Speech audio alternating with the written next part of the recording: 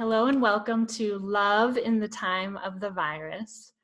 I'm Lizzie Lasater, and joining us is Judith Hanson Lasater. Hi, Mama. Hi, Lizzie. So we're on live now with over 500 yogis around the world. It's just so heartwarming to be in this Sangha, this community. Type into the chat window where you are. I would love to know where people are joining us from. Munich, Montreal, Boulder, Florida, Philadelphia, Mill Valley. It's just going so fast. England, Boston, Chicago. It's just Pittsburgh, New Jersey, New York, Vancouver. It's so fast we can't read it. Virgin Islands, London, Vancouver, San Francisco, Maine, Dallas, Vermont. Italy, Dallas, Edinburgh. It's all over the world. So I'll give us a bit of a structure and framework, and then I'll hand over the mic, the stage, to Mom. What is really unusual is that we are sharing a global moment right now of heightened anxiety, and we have this opportunity to come together. So Mom and I thought today what we would do, we have a 3-part schedule planned for us. We're going to spend about an hour together, and the first 20 minutes Mom has some thoughts, hopefully some encouragement for us. And then the second third, we would love to hear questions from those of you who are joining us live. And if possible, we'd like real life questions and struggles, what you're going through in your yoga practice or your career, your studio, your teaching right now. And then the last third, we have to share with you some poses that might be very potent for this moment. So the only last thing I'll say before Mom gets us started is that this is the website, www.shavasana.life, to join the Sunday Shavasana series, and I'll send out the recording there, as well as when you sign up to that newsletter, you get a free guided Shavasana download and a bunch of other goodies. So, Mama, please tell me you have some good news. Tell us the good news. Well, I want to start with the bad news. Things are difficult. This is a fact, and they're likely to get worse. But what makes a difference is what we tell ourselves about that. Mm-hmm. And one of the things that helps me is to deeply acknowledge that life has always been like this. Like, I thought I was flying to London on March 19th, and that was my plan. I make plans. It's one of my great strategies. And it was always uncertain whether that was going to happen. What is happening now is Kali, the great goddess, of time, and is turning everything upside down. So now in our faces at every turn, every single part of our life, certainly our livelihood as teachers, our work as running studios, our family life, everything is turned upside down, and impermanence is being continually put in our faces. Everything we do reminds us of impermanence. Yeah. So this is a massive, massive awareness that the entire world is getting at once. And what happens when that happens is there's a lot of fear. Mm-hmm. And people react out of that fear. The thing about fear and anxiety, which is what I call fear light, it's a form of fear, is that it's always about the future. It's always about the future. Mm-hmm. And even if you think about something that happened, like you almost fell off your bike in the middle of an intersection or something scary, and you think about it now, that's already happened, and you feel afraid, it's because you were imagining the future of what would have happened after you fell. Yeah. So whenever we feel afraid or anxious, we need to remember this thought. I'm not in the present. I'm in the future. Because when you're in the present, if you've ever had a scary situation, you do not have the luxury of fear. You are totally and completely present. And this is why I think a lot of people like extreme sports, because they put themselves into that moment of extreme danger, and it's a tremendous high of focus and presence. Yeah. So, but the good news is that we all have the most important tool there is to have to deal with what's going on. And that's our constant habit of self-reflection. Yeah. Self-reflection, which we get through our practice, whatever practice of yoga, meditation, breathing. That's what we've created, because may we live like the lotus, as many of you have heard me say, at home in the muddy water. Well, it's not just the muddy water now, it's the muddy flood. Yeah. And so we must remember that we have this, the best tool in life is to step back from your thoughts and to have that self-reflection. So one of the things, yoga, really the big practice of yoga is about teaching us to be adaptable and to be resilient, to be able to take the present situation and deal with it. So here's what's the challenge, is that human beings from time immemorial, for tens of thousands of years, our genetics have shaped us to, when there's danger or difficulty or challenge, is to pull together. Human beings are not the biggest animals, they're not the fastest. Sometimes I think we're not the smartest, but our great power is pulling together. Our great power is the group, the community, the connection, the sangha. This is what has helped us. We huddle together in caves, in villages, in towns. And what's problematic for us, because this is imprinted in our genetics, and what is problematic right now is that the exact opposite is what's going to save us. And if we acknowledge that and notice this urge to connect, then we can see how we can get that need met. That's why we're doing this. This is a way of getting that sense of community and connection met. So that is what's happening. We are fighting our nature, and you all know how hard that is. Yeah. So yoga is a practice that we do alone, but it doesn't follow that we have to be lonely when we do it. Yeah. And now is an important time to remember that. So you might want to set up a Zoom call with your friend or a FaceTime call and both get on the mat at the same time and talk to each other and say, now you pick the next pose, you pick the next pose, have a sense of community and connection. Yeah. So that will really calm us down. And noticing the arising of anxiety and fear. So the very first thing that we want to do when we have that is we want to give ourselves empathy. Yes. Okay. What is empathy?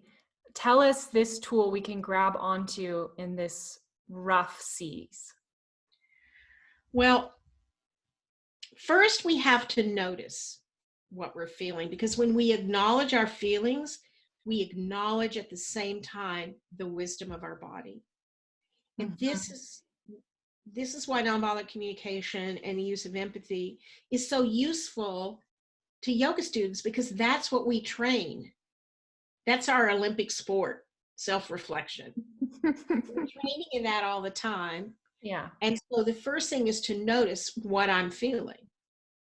What are you feeling right now, Lizzie? I'm feeling slightly anxious because we're on with so many people, but I'm also feeling a sense of poignancy that we're speaking about these things that are real in this moment that matters. And I'm feeling a little anxious when I think about the future, that I haven't gone to the grocery store yet, and I might be going to the grocery store.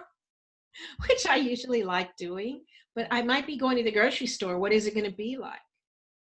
I have some apprehension. All right, so the first thing we need to do, empathy is understanding without agreement.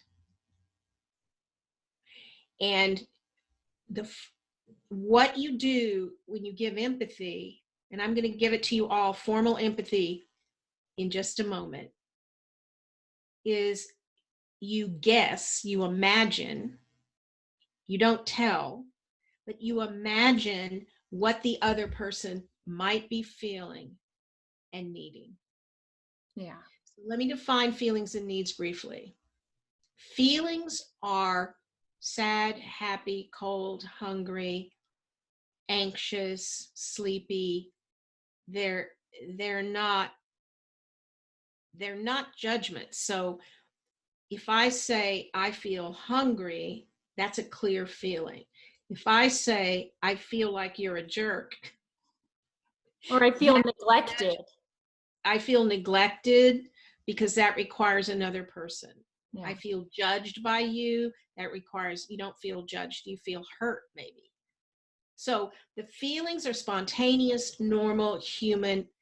They're flares from our unconscious, which to me, I always think of the body as the unconscious. That's where it is. Mm-hmm. And the body is telling you something, your gut, your heart, your inner sense of the moment you feel. So I'm going to give, I'm going to finish this. So I'm going to give you all empathy, but I want you to understand the second part of empathy, which is needs, acknowledging the needs. And needs, some people say there's 10 basic human needs. Some people say there's 100. It doesn't really matter.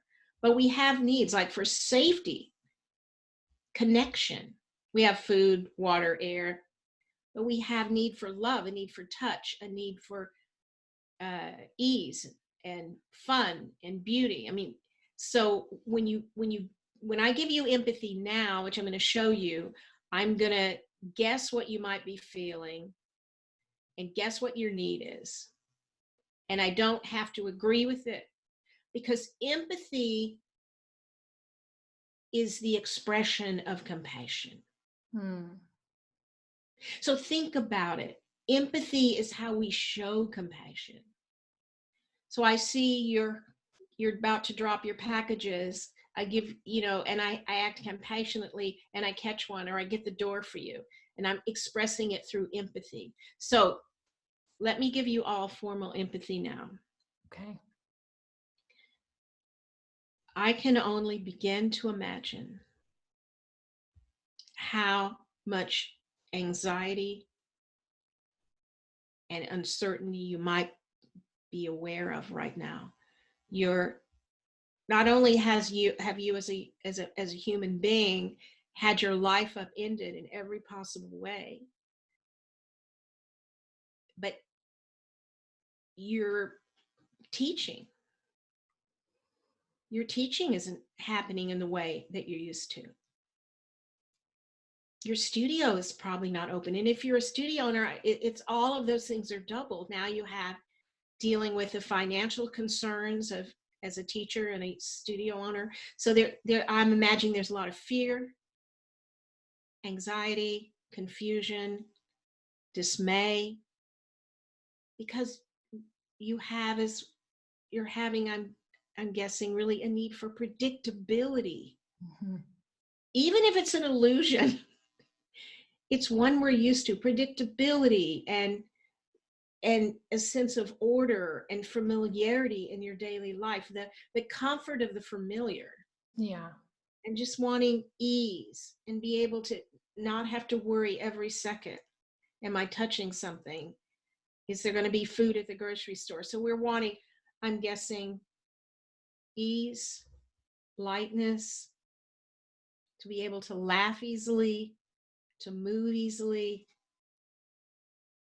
So I'm wondering if you would give us some feedback on the chat if any of that resonates with you. Yeah. One thing that's strangely going on for me as well, Mom, is there are moments amidst this that are calm or even beautiful, where I'm not in danger and I'm having a sweet moment with my babies or my husband or myself.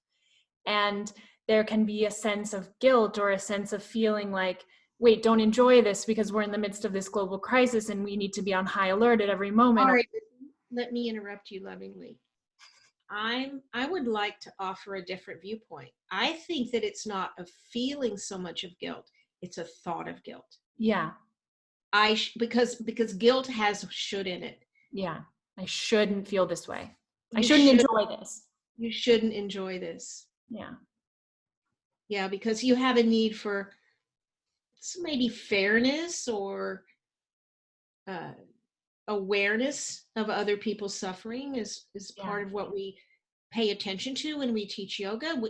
Just by teaching yoga, we're expressing that we're aware that other people are suffering, and we are suffering with them, and that we have found this amazing tool. So I'm wondering if it might be more about a thought. Yeah. I'm just seeing something on the chat from Lori that I'm really connecting with. She says, what I'm seeing is in not teaching is showing me how out of touch with my self-practice I have become. Yeah. Yeah. When things get quiet and there's nowhere to rush off to. All our strategies are gone. Almost all our strategies are gone, except for Netflix. Netflix is still there. Yeah. So what? Multiple people, Melissa, Cynthia, they're all saying they agree with Lori, out of touch with self-practice. Yes, and let's give ourselves empathy for that. So let me just use Lori. So if it's all right with her. So Lori, when you've noticed now, because of this vast changes in our life, that you were so busy giving to others that you weren't feeding yourself. And perhaps now you feel a sense of loss, a sense of sadness or regret, because you have a need for self-care that you were not meeting. So Lori, would you? I just turned on your mic, Lori. Can we hear you? Yes, I think so. Can you hear me? So hi. Lori? Yeah. Did you hear what I said? I did.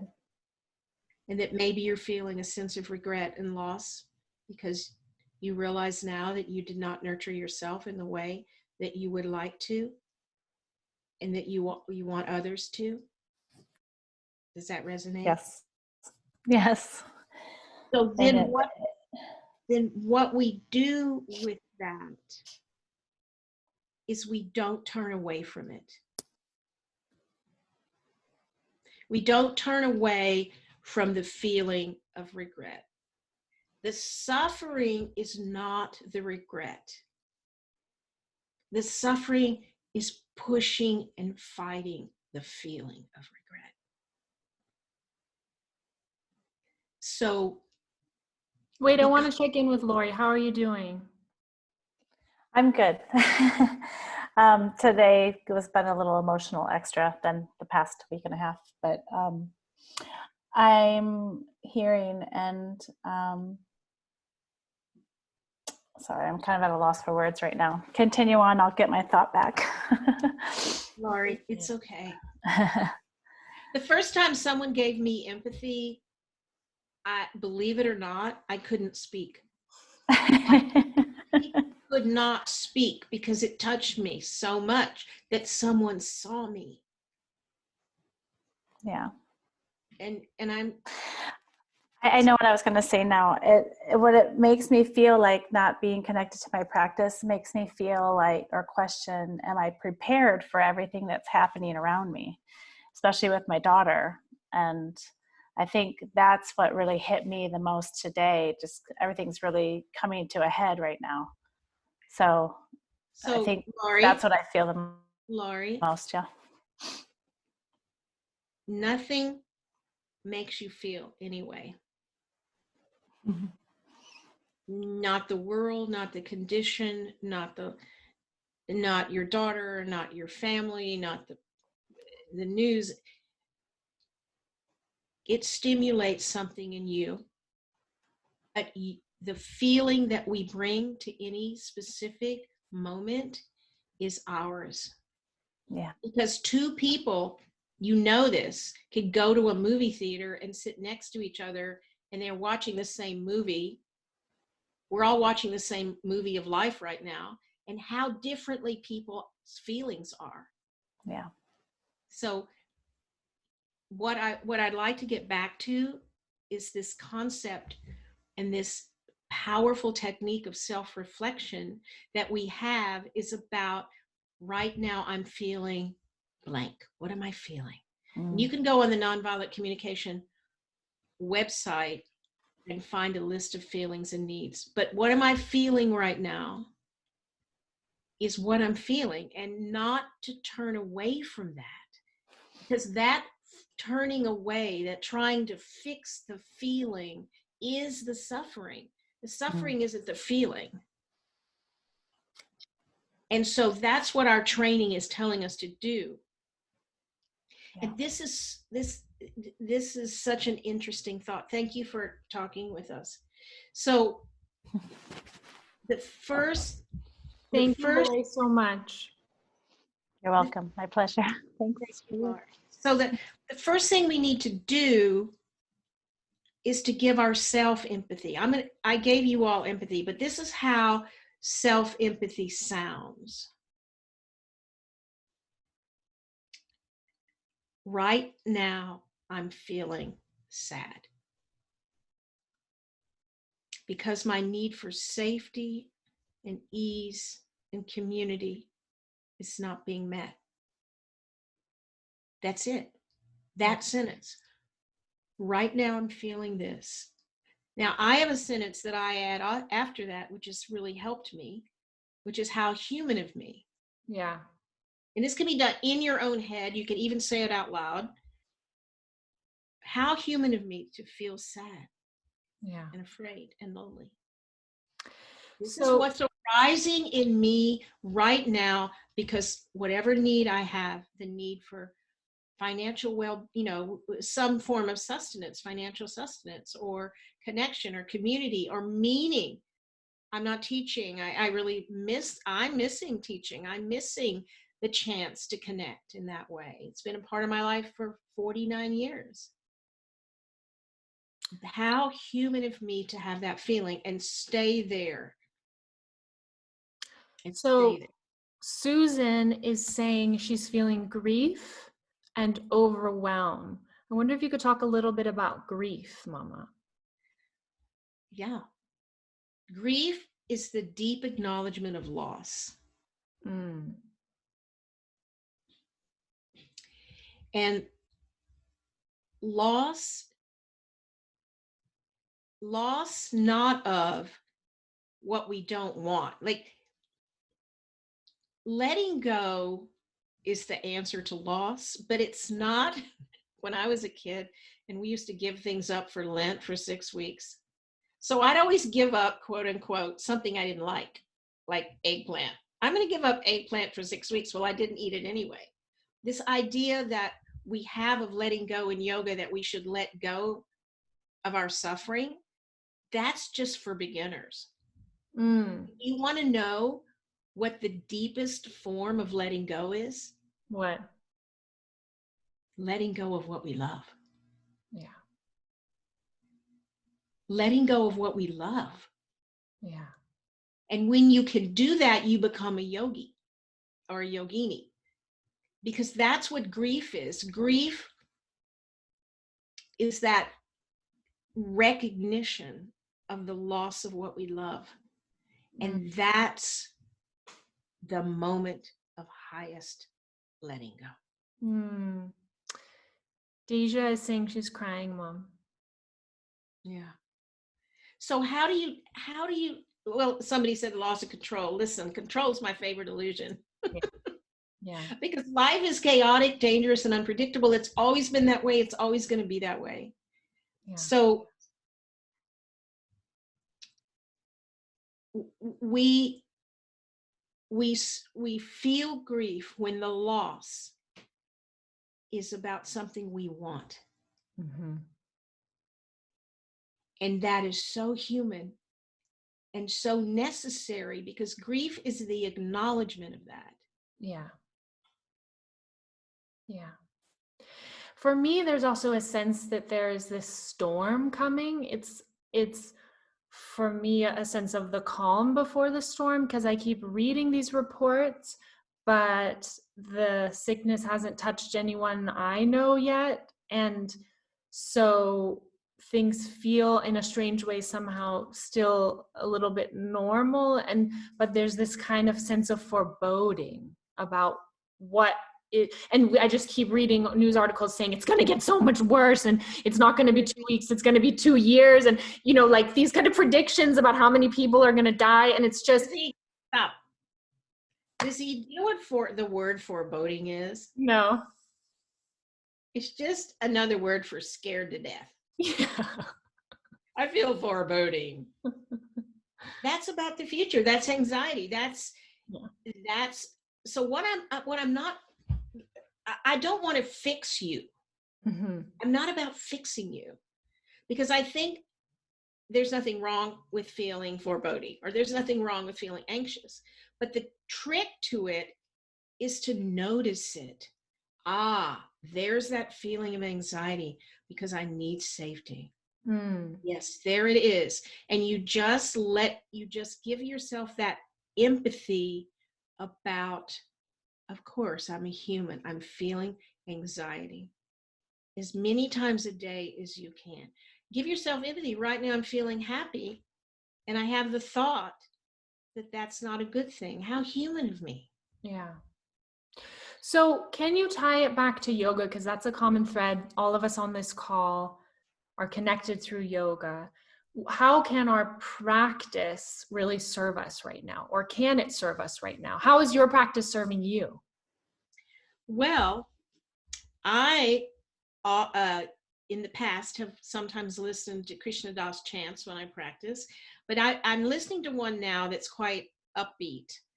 And I do a pose, and then I might put in some like Indian dance moves around the room, or I'm just letting it be fun and flow. And often when I practice, I'm thinking of, this is a great thing for that woman in my class who had, this might help. Let me see if I can, I'm learning and I'm in more serious mode, but not now. And if I'm on the mat for 20 minutes or an hour or 5 minutes, I want it to be enjoyable. I want to be more liberated by playing with my blocks and my bolsters and my mat and the music and chanting to God. So I want to go back to something though. The word overwhelmed came up. Yeah. And because there are so many things pulling us in all directions right now, our loyalties, our energy, our finite energy, our time, we want to do all those things. We want to help all those people. We want to set up online classes and help our teachers and help our studio and and on and on and on. The list is infinite. So what I learned once from a wise person was that when I feel, what she said to me was, when you feel the sense of overwhelm, you're disconnected. You've disconnected from God, or you've disconnected from your higher self, or you've disconnected from whatever, goddess, fill in the word. You've lost yourself in that moment. There is no center. There's just swirling electrons around you. Yeah. It immediately changes me. And there's a physical practice that we can do. We could all do it right now. Hopefully you're not driving. Is that no one has anywhere to go.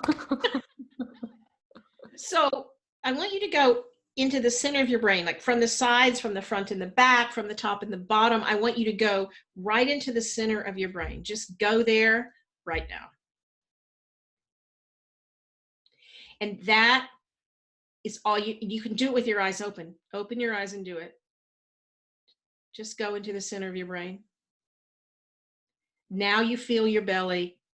Now you feel your breathing. It's instant. So somebody asked me a question about this, and I've been teaching this for a long time. I find it incredibly useful wherever I am driving, whenever I'm with eyes open. If I'm in the old days when I went to the grocery store or whatever, I sit at my desk, I'm caught up in all the hundreds of emails or whatever, just go to the center of my brain. And so I looked this up, and the center of the brain is something called the basal ganglia. And let me read you this. This is so interesting. It's the basal ganglia are associated, it's a nerve tract with a variety of functions. Listen, control of voluntary motor movements, procedural learning, habit learning, eye movements, cognition, and emotion. I mean, it's movement, it's emotion, it's cognition, it's learning. All of that is controlled by the basal ganglia. Yeah. Okay. So somebody's asking us to address Sam's great question. I think I saw it too. I think it's this question from Samantha, who's asking about, there's a bit of jumping points, but I love that center of the brain moment. Yeah. I use that. That's something concrete, immediate. You can teach it to anyone. It's powerful. Yes. Yes. Did you want to try that? I'd like to see the comments if it worked for anyone. So this question from Samantha is, if you could address, Mom, this whole phenomenon of free yoga seems like there's a flood of free yoga offerings online. And Samantha's asking if that's devaluing the practice in some way, or how you feel about, it's almost like as people are switching online, my interpretation is as people are switching their studio classes or any kind of yoga offering online, and especially I think because of this moment, people have the feeling they need to offer it for free. I mean, we're offering this for free, that there's a lot of free right now, and a flood of online yoga offerings. So what do you feel about yoga for free? Can you talk a little bit about that for the yoga teachers who are on with us? All right, let's take an analogy. What if you tried to breathe only by exhaling? Because exhalation represents your giving back, and inhalation is your ability to take in. So I think what we need to do is not look at what everyone else is doing so much, but be clear with our own intention. Your students don't bring you a bushel of peaches anymore. We don't live in a barter economy. We need to have support to pay our electric bills so we can be on the internet. To buy avocado toast whenever we go to a restaurant in the future. Yes, chocolate and avocados, the two #1 foods we must have at these times. So I say what what we have done, for example, and what I would suggest you might enjoy doing is be clear on your intention. What is your intention first? And that maybe you can find a balance between offering something and requesting payment, because there's nothing wrong with being paid for this skill you have. The doctors who are giving of themselves and the medical people so open-heartedly are still getting a paycheck. Yeah. So their children will eat. So be clear on what your intention is, maybe, and find a balance. If you're able to do it without cost, that will help some people. But maybe you need to actually also ask your longtime students to help you. Yeah. Donation, offering by donation is a good compromise. So many people have heard, one way I think about it, Mom, is that people have heard the idea everything you buy is like voting for that thing to exist in the future, or putting in an order. If you go to the store and buy a pair of shoes, then that shoe company, Tom Shoe Company, produces another pair of shoes on the back end. It's like everything you buy is a vote. And so I think of when people pay me for online offerings or pay us, it's like they're literally energetically giving me the chance to make more online offerings, because if we don't sell any courses, we're not going to make any more courses, and they will know. Well, see, if this is something I learned about money years ago that's quite interesting, and then I think we should go to the poses. Yeah. Is that you only way you ever get money is other people give it to you.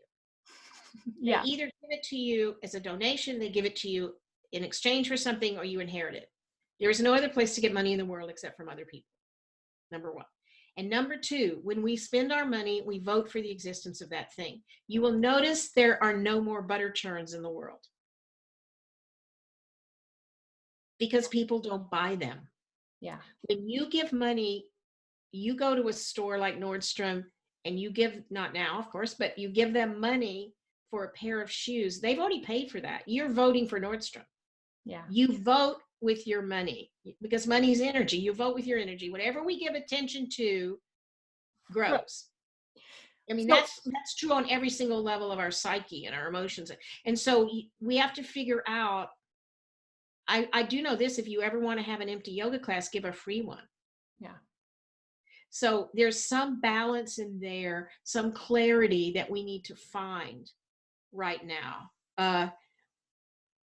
And the generosity of people I'm finding is amazing. Things where we had plans to come, to Europe, and we had Airbnbs and it says no refunds, they're giving us refunds.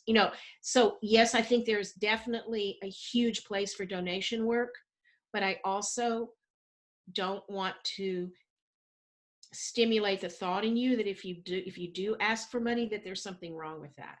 I agree. And let me say one last thing. I also think one strategy is to be clear about what you'd like to charge, and then for online things, and then be really soft if anyone emails or asks and says, I can't afford, but I'd really like to participate. And then you can easily give a discount. You can always give a discount. Or give for free for some people. Give for free. Yeah. Yeah. All right. So I just gave a donation to the place where I have my haircut, because none of the haircutters could work. Yeah. And so it's for them. And so I just gave a donation to that. And I love doing it. Yeah. So let's look at poses now, Liz, shall we? Yes, I want to show the poses. Let me say, I'm going to record a video. I've been getting a lot of questions about how to teach restorative online. And on my YouTube channel, if you look for Lizzie Lasater on YouTube and subscribe there, I'm going to be releasing a video later this week about my ideas and tips. I talked with Mom also, some of her ideas about how to best teach restorative online. But I'll say one tip about those of you that are teaching online: be yourself. Don't try to be some kind of online perfect yogi robot. Actress. No, like your students. We show that very well. We're just ourselves. Like, this is us. Yeah. Your students want to be in connection with a real human being. So allow yourself, give yourself the empathy to be a real human being when you're teaching online. You make a mistake. It's like, I know sometimes over the many decades of teaching where I say, oh, I've got this great thing, let's try this new thing. And people try it and they go, ew, my experience is, we don't like it, it doesn't feel good. And I go, okay, well, that didn't work. Okay, let me switch the cameras. All right. Give me a moment. So what props do we need, Mom? Oh, were you speaking to me, daughter? Yes. What props should we? All right. In total, or just for this pose? For this, yeah. What if people are grabbing? Okay. So this is before you put, wait. See, we're modeling this thing. We're highly, highly rehearsed. Don't put the bolster under your knees and ankles right now, because I want to make it super simple first. Okay. All right.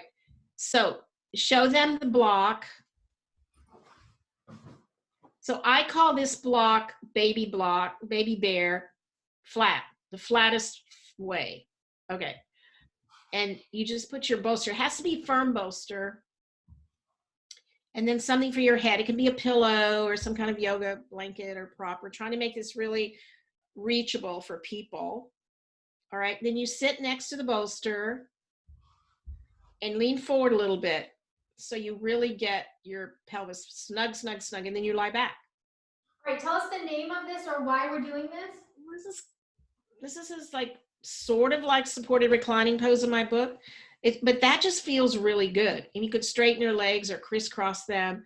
But what I'd really like is if you took those extra blanket and the bolster.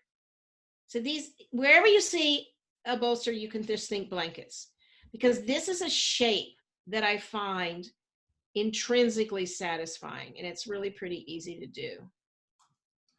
All right, Okay. I'm just showing people, I'm going to take this blanket and I'm going to roll it up in a long, skinny,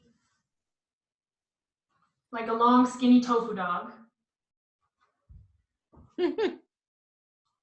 And it goes under my Achilles tendons or my ankles. So the heels are floating and the knees are twice as high as the ankles. And then you just lie back and you get your eye bag or a cloth.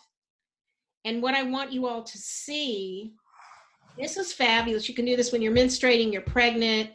You can teach it to almost anybody.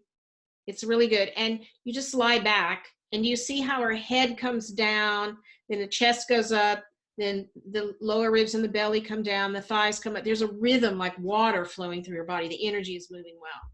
And how long do you stay? How long have you got? You can stay. Why do you like this pose right now, Mom, for us? It opens the belly, it opens the heart, and it quiets the mind.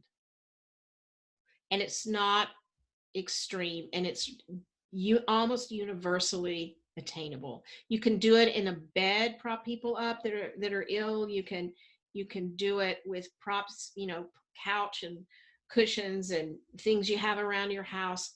And most people will recognize this as a position of relaxation, like a deck chair or a beach chair, or the chairs you see at spas around the pool, and it'll feel familiar and therefore comforting. And you can do pranayama in this position. I think we're losing her, Lizzie. No, you can just keep talking. This is okay. And so, 10 minutes of this, even if your kids are running around, if you go in this, it's amazingly helpful. Any level, a depth that you descend into the deep, rich center, the dark, rich center of your being. You're lying now on the golden couch of Vishnu, held, the great preserver. And this moment will feed you. It will feed a part of you didn't know was hungry.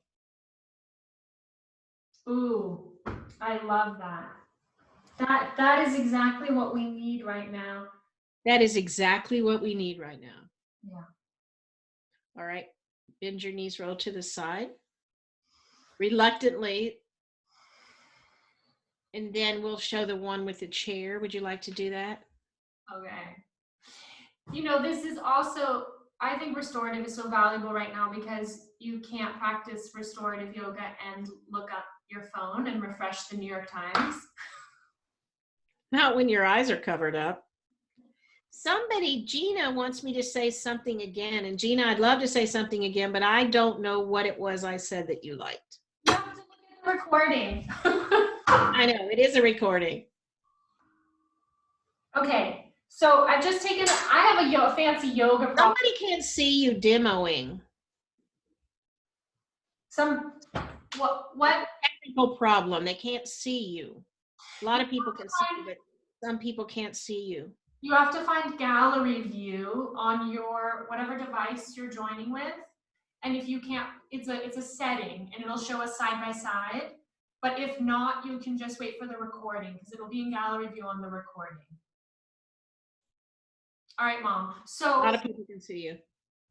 So tell us about this next All right. This is another Savasana. That one wasn't, but this is a Savasana variation with your legs up. And you don't have to have a fancy yoga chair. You can use your couch or your coffee table. And you just lie down. We're using a pillow, not a blanket, because we want you to see that it doesn't have to be a yoga blanket. Now she has an additional tool here. It's 10 pounds. How much is 10 pounds in kilos, Liz? 5 kilos? About 5 kilos. A little bit more than 5 kilos, I think. And you want to turn your calves out. Did you do that? Yeah, out. And then put the bag up there. You can also wrap a belt around the chair and then lie back. Let's see if we have the distance. Yeah, I think the chair needs to be slightly further away from you because you don't want the legs too vertical. Aha. Now you might wondering, that's not instant Maui actually. That's just legs up on a chair. Instant Maui is the pelvis elevated. So what I like about this is that the energy flows. It's like the energy and the fluids in the legs, they just flow down into the belly. And you're on the earth. You're really connected with the earth. And you reverse, like the head is lower. The head is lower than the legs, which is really good for you at every level. But we use a sandbag because of gravity. And when you put your legs up on the chair, unless you take a belt, a yoga belt, or a blanket, you could take a blanket and wrap it around the legs and tuck it under the sides. What happens is a part of you is holding it up there. You know, we hold on a lot in our day. And how, excuse me, I'm gonna take a drink of water here. We hold on a lot in our day. And you know that because if you think about your breath, you're holding it often. If you just, if you think about it in your day, a lot of times you're just holding on your breath, and you're either holding in, holding on, or holding back. Holding in, holding on, or holding back. And so when you put this bag on your legs, you find out that you were, unbeknownst to yourself, you were holding your legs up there. And so one of the things the props do is they show you where you're holding on. Because I really think that tension is the past in your body. It's where it's unresolved past where you're holding on. Now this one, I wouldn't really recommend it for pregnancy or even during the period, but I was taught in a strict system about inversions during those times, because it's not just the physical results of it. This is partly an inversion. It's the energetic part. And I teach a course called Moving from the Organs, where we talk about the energy associated with the movements of asana, which I don't think we talk about that much. So anyway, what we're talking now, so Lizzie's getting to do the fun part. You could put a blanket over you in all these poses. I highly recommend it. Yeah, bag of rice, bag of beans, anything like that is really useful. It's just going right below the tibial tuberosity. I have to stick in anatomy here. Right below your kneecap, if you're in the center, if you feel down there, there's a little bump on the front part of your tibia, your shin bone, and it's like right about there, right about at the tibial tuberosity. So, Lizzie, I think you should come. And now we're going to show you one more. That's so fabulous. You know what? When we get still, there's a greater potential for silence to arise. All right, so I'm going to switch to the third and final pose without changing my legs, but this is, we wouldn't do necessarily both poses back to back, these two. We're just showing them. You would pick this one or the one before, right, Mom? I say again. I was reading comments. Say again. We wouldn't necessarily pick, both of these last two, no. Yeah. And now this one's a little bit of a back bend. Now this is Viparita Karani, half Viparita Karani. I call it instant Maui because Maui's a wonderful island in the Hawaiian Islands where you can imagine how relaxed you are. Now this one definitely elevates the pelvis over the head. So the apana energy of the deep feminine energy that lives in the cauldron of the pelvis, for regardless of gender, this is given primacy now. We're just opening up to that earth goddess,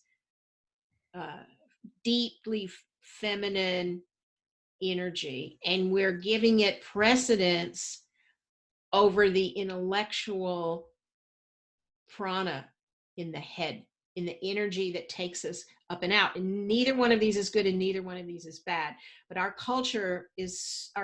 modern culture is so head oriented. And this one actually has physiological effects of changing your brain waves and really stimulates this parasympathetic nervous system, takes you in. It's very hard to be anxious in this pose, if not impossible. So someone, while you're staying there, we'll just give you that little moment to rest as people watch you. Pranayama that I would suggest is in the first pose that we just took.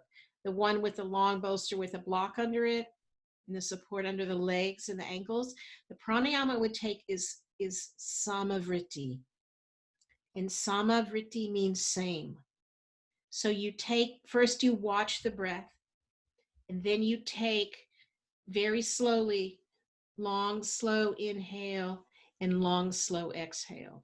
And the idea of pranayama is not about more breath. It's about the quality of the breath. It's about slowing the breath down, actually, not increasing the volume. So there should never be strain or effort, which is another word for ego, in the pranayama. Let me take in the biggest possible breath that I can because I'm so advanced. So you want to start taking slow, long inhale and melting into slow, long exhale.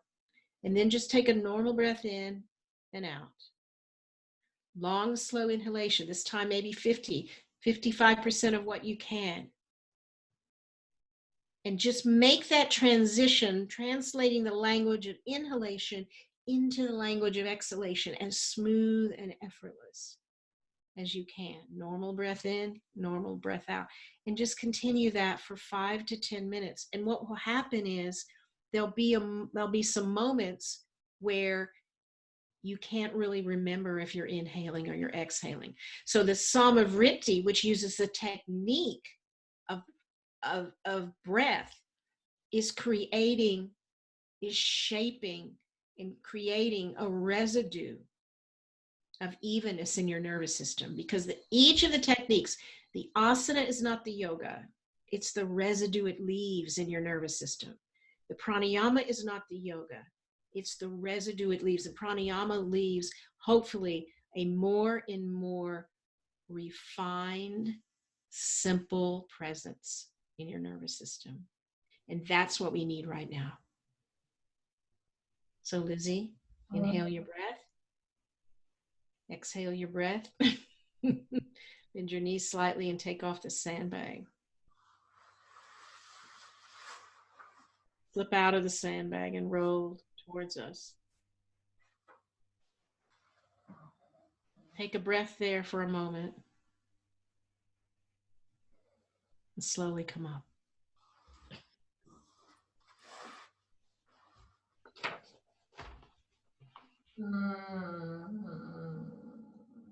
That's all we need to hear. All right, let me come say goodbye. Come and say goodbye.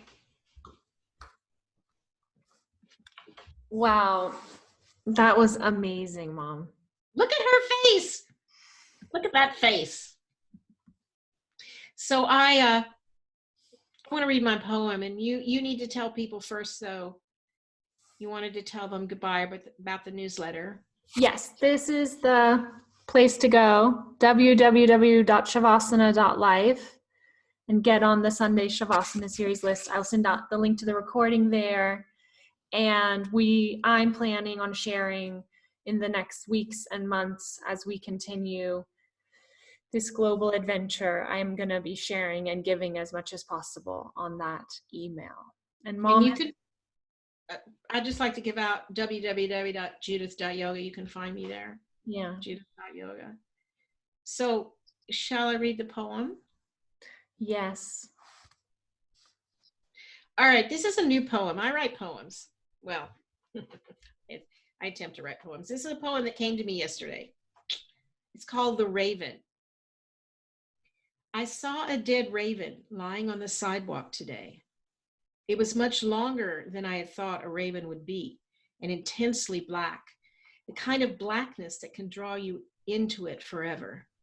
Its feathers, formed in flawless quills, were arranged in perfect overlapping layers along its sleek body. Was it injured, or did it just fall suddenly from the sky? Its shiny eye was open, and the sharpness of that eye still echoed the life that was suddenly gone. What happened to God's raven? What caused it to give up the joy of soaring over its dominions and plunge downward? One moment soaring like a king, one moment falling to Mother Earth in a last act. Is this the last act of life, to fall suddenly, to give up freedom, height, motion, purpose, love, and just to fall back into the arms of the earth from which we came? Where is the line between soaring and falling? How can we soar with courage when we know the falling is coming? This is the mystery, for we must soar, we must fly, we must live totally before we fall. This raven fell with grace, whole and beautiful, into stillness and end. Perhaps the falling is part of the soaring. Perhaps the falling is not a mistake. Perhaps we miss the beauty of the falling because we can only see and admire the soaring. Kingly raven, thank you for the total rightness of your being, the adventures of your life that I could read in your splendor as you lay so still. Thank you for reminding me how beautiful the fall can be. May Mother Earth catch my fall as exquisitely and elegantly and lovingly as she caught yours. May we live like the lotus, at home in the muddy water. I send you my love, my support, my joy. I love you, Lizzie Lasater. I love you, Mama. Thank you so much. Goodbye As the French say, courage, everyone. Courage. Yes. And love. One more quote. Okay. This is a Judith quote. We think life is strong and love is fragile, but really it's the other way around. Life hangs by a thread, and love holds the universe together. Never forget that. Goodbye. Goodbye, everyone. Thank you so much.